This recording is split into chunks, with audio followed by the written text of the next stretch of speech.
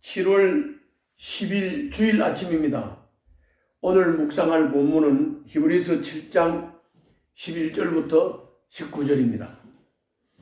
오늘은 본론으로 들어가기 전에 한 말씀 드리겠습니다. 누가 저한테 조언하기를 유튜브를 하려면 아주 자극적이고 인기 중심이고 사람이 좋아하는 말, 또 쇼킹한 말, 이런 걸 해야 시청자가 늘어난다. 그렇게 저한테 조언을 하는 사람이 있었습니다. 그러나 하나님의 말씀은 그렇게 재주를 부리면 안 되죠. 하나님의 말씀은 하나님의 말씀, 성경 본문 속에서 하나님이 하시고자 하시는 말씀의 뜻이 무엇인지를 기교 부리지 말고 재주 부리지 말고 그대로 설명하고 그대로 깨우칠 수 있는 것이 더 중요하다고, 그것이 바로 가치라고 생각을 하기 때문에 그 조언을 받아들이지 않고 외로운 투쟁, 하나님 말씀을 본문을 따라 그 본문이 뭘 말씀하시는지를 설명하는 데 주력을 하고 있습니다. 이것을 원하는 사람들이 하나 둘 시청하고 그 시청자가 늘어나고 그래서 말씀이 흥왕하고 세력을 얻을 수 있기를 바라는 마음으로 꾸준히 하고 있습니다. 자, 오늘 본문의 줄거리는 옛 제사 제도, 그러니까 구약의 제사법이죠. 그리고 율법, 그 율법에 규정된 그 제사 방법이나 또 제사장을 어떻게 세우고 제사는 어떻게 드려야 되는가 하는 이 율법, 그러니까 제사법과 율법, 이것이 온전하지 못해. 왜? 사람이 제사장이기 때문에. 사람인 제사장이 자기 죄를 먼저 속죄를 하고 그리고 백성들의 죄를 속죄를 해야 되기 때문에 온전하지를 못해.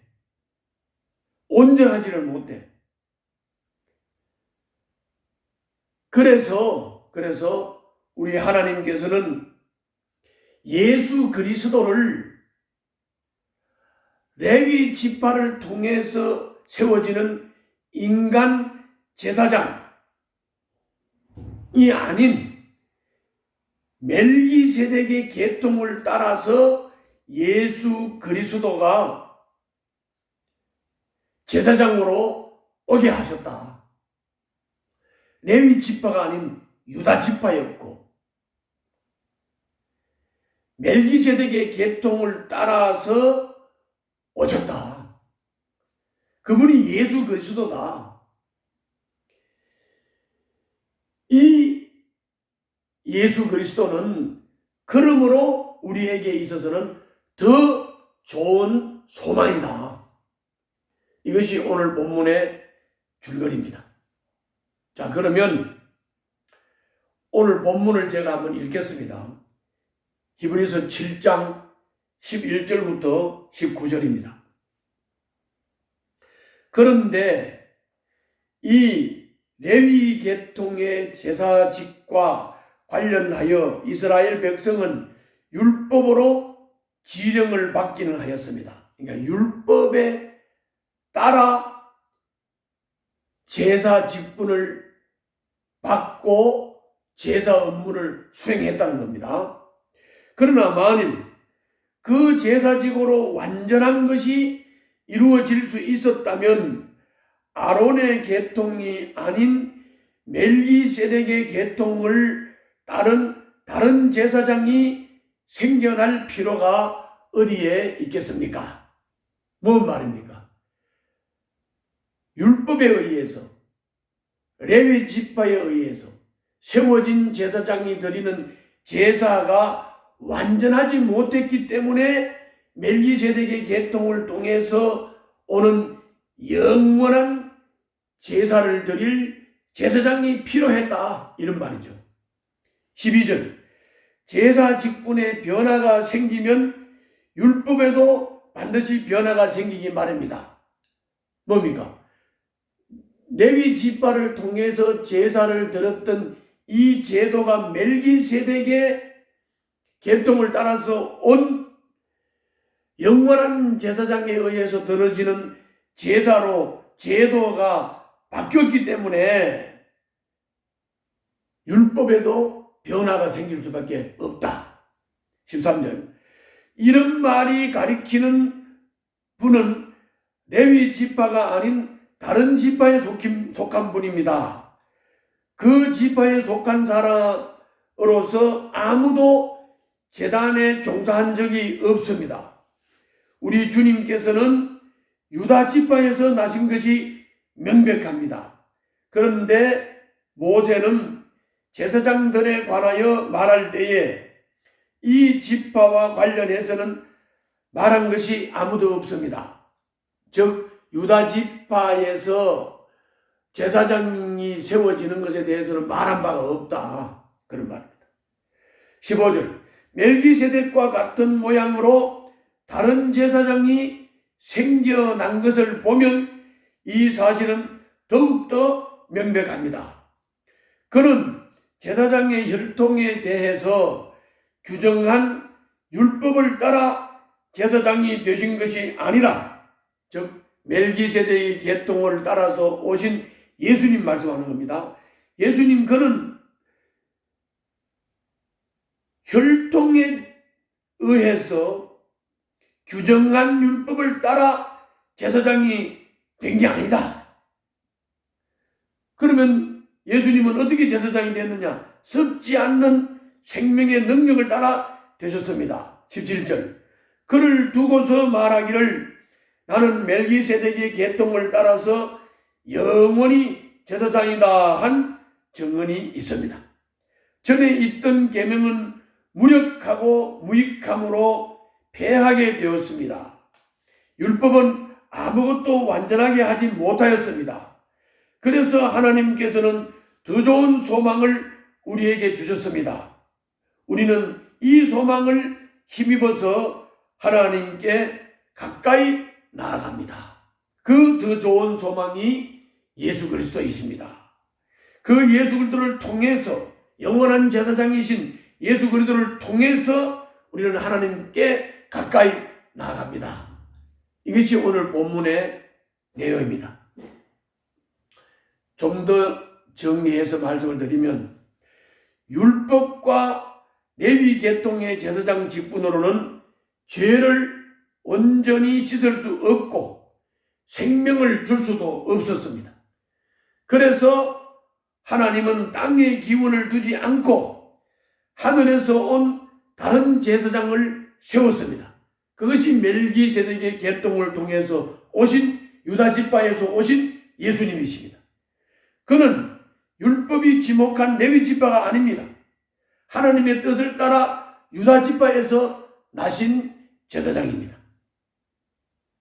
제사 직분이 변했기 때문에 제사장을 지목하는 율법에도 변화가 생겼습니다. 무슨 뜻이냐? 그리스도는 율법이 아닌 썩지 않는 생명의 능력으로 제사장이 되셨기 때문에 그를 의지하는 사람들에게 온전한 생명을 주실 수가 있습니다. 이렇게 돼서 레위 계통의 제사장 직무를 지령하던 율법은 더 이상 효력이 없게 됐다, 그런 말입니다. 율법이 유익하고 레위 계통의 제사장 직분도 유익했지만 온전한 것이 온 후에는, 즉 예수님이 오신 후에는 무익하고 무력하게 되었다는 것입니다. 이제 하나님은 더 좋은 소망, 즉 예수를 우리에게 주셨고 우리는 그 소망을 힘입어 휘장을 지나 담대하게 하나님 앞에 나아갈 수 있게 되었다는 것입니다. 이것이 오늘 본문의 내용입니다. 오늘 본문을 통해서 우리들에게 나타내시는, 계시하시는 하나님은 어떤 분이십니까? 더 좋은 소망을 주셔서, 즉 예수 그리스도를 주셔서 율법과 레위 제사장의 한계를 극복하게 하시는 하나님이십니다. 죽음을 이긴 능력으로 대제사장이 되신 그리스도를 통해 우리를 죽음에서 건지시고 영생을 주시는 것입니다. 이제 온전한 것이 왔습니다. 예수 그리스도가 오셨습니다. 임시로 둔 것은 버려야 합니다. 그러므로 구약의 제사법과 제사를 규정하는 율법은 폐해졌다는 것입니다.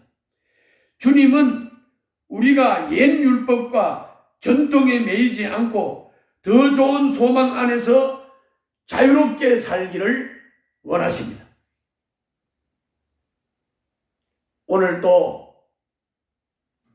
이 말씀에 의하여 제사법에 얽매이지 않고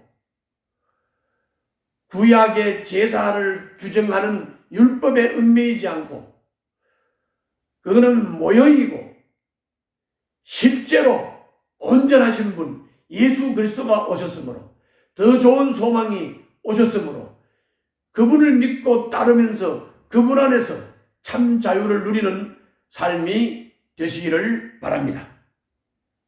이어서 오늘 본문을 통해서 우리가 받을 수 있는 교훈은 무엇입니까? 이 12절과 18절에 나타난 대로 온전한 새 것이 오면 옛 것은 효력을 다하게 됩니다.